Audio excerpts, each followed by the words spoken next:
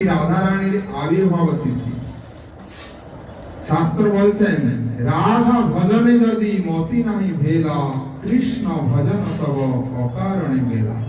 আমরা যদি রাধা রানীকে বাদ দিয়ে কৃষ্ণকে পাবো না। আশ্রয় তত্ত্ব হলেন রাধা রানী। আশ্রয়কে গ্রহণ করে তবে বিষয় বিগ্রহকে পাওয়া যাবে। আশ্রয়কে বাদ দিয়ে বিষয় বিগ্রহকে পাওয়া যাবে না। আশ্রয় বিগ্রহ হলেন গুরুপাদ পদ্ম। গুরুপাদ পদ্মের কৃপা হলে তবে ভগবত পাদ পদ্ম লাভ হবে।